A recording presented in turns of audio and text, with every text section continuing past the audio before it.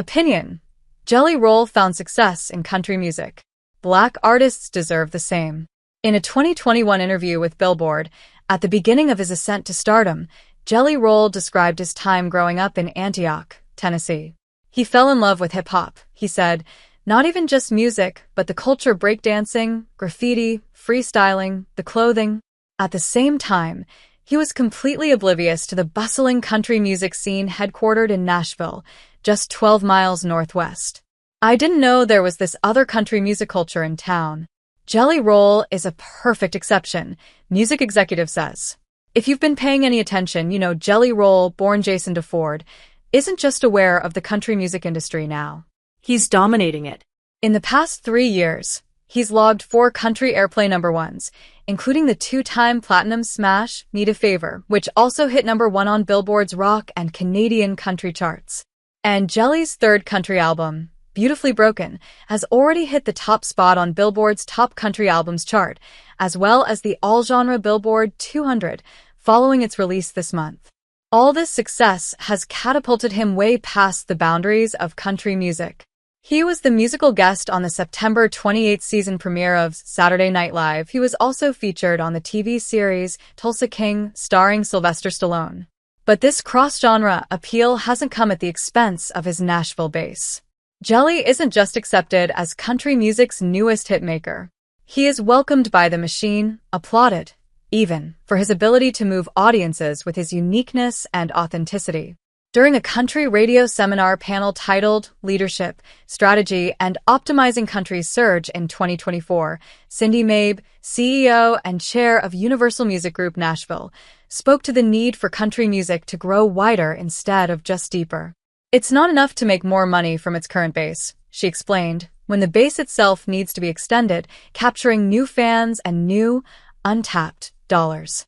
She then referenced John Loba, the current BMG president, whose Broken Bow Records signed Jelly to his first country label deal in 2021. I think he set this in motion and on fire in a big way with Jelly Roll, with Lainey Wilson, Mabe said. I think these are things that had been missing from who we are and how our fans identify. The stories that they're telling are as critical as they've ever been. Loba, sitting to Mabe's right, acknowledged his label's history of painting outside the lines. Our biggest successes have always been taking chances, fighting for artists whose voice maybe hadn't been heard, he said. And later, regarding Jelly's support from the notoriously hard-to-crack country radio format, Jelly Roll is a perfect exception where there were a small group of guys and women who took a shot without necessarily the metrics there. And you see the result of that. Unlike with Beyoncé, country music didn't hold Jelly Roll's hip-hop past against him. If you've been paying any attention, you know just how remarkable this wide-armed embrace of Jelly Roll is. In September, upon learning that Beyoncé didn't receive a single country music award nomination, despite Cowboy Carter reaching number 1 on the top country album chart and Texas Hold''Em spending 10 weeks atop the Hot Country Songs chart, Dolly Parton referenced Beyoncé's lack of country music bona fides. There's so many wonderful country artists that I guess probably the country music field, they probably thought, well, we can't really leave out some of the ones that spend their whole life doing that, Parton said. Yet in 2023, Jelly Roll, who released 7 hip-hop albums before crossing into country, was named CMA New Artist of the Year. This year, he's nominated for Male Vocalist of the Year and the highly coveted Entertainer of the Year. His 2023 LP, Witsit Chapel, is up for Album of the Year.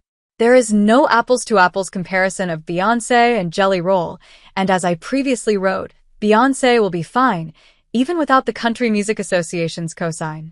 But it's important to note the other creatives outside the industry fold, who do need that approval and support, that recognition that no one's background or experiences should preclude them from one day having a career in country music.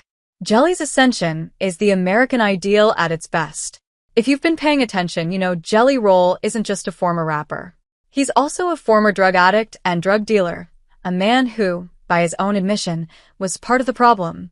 Jelly's past is not mere biographical context. In many ways, it has become the foundation of his career. His songs and many of his promotional interviews focus on his addiction and the long road to recovery, the mistakes he's made, and his attempts to atone. I've seen a few folks accuse Jelly of focusing too much on his checkered history, as if BBR execs huddled in a room and determined that the Moneyball approach to marketing a large, heavily tattooed convicted felon in mainstream country was to lean into said felonies. Without speaking to how often Jelly should share his past, or which elements he should highlight, I will simply say that I believe his ascension from inmate to idol reflects the best of the American ideal and, likewise, the fullest of country music's potential. Opinion alerts. Get columns from your favorite columnists plus expert analysis on top issues, delivered straight to your device through the USA Today app. Don't have the app? Download it for free from your app store. Country is said to be the music of the everyman, the unvarnished, unpretentious telling of the stories of our lives, from the bad breakup to the Friday night out with friends to, in Jelly Roll's case, the constant tug-of-war between good and evil. My problem is the deep-seated exclusions in and around country music that determine who gets the opportunity to share those stories. Black artists shouldn't be forced into hip-hop and R&B. It's an arguable point to say that if Jelly Roll were a black rapper with a mile-long rap sheet, he probably wouldn't have a shot at mainstream country music, Nashville roots be damned.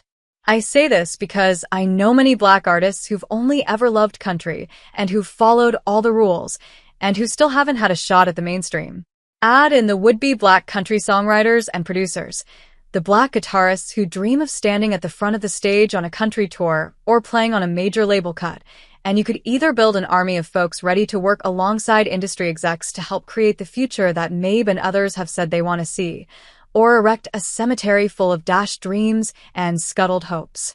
Yet even as I write that, I know that at least a few folks will reach out to me, accusing me of focusing on too much on race in country music as they mention one of the handful of black men who have achieved mainstream success over the genre's history. They will not mention any commercially successful black women in country music because, excluding Beyoncé, there haven't been any. And they will remind me that country music is supposed to be white, though they won't state this explicitly. What they will say instead: black artists have hip-hop and R&B, and while their white counterparts have the option to try different styles of music, sliding back and forth as they see fit, it is in hip-hop and R&B that black artists must remain.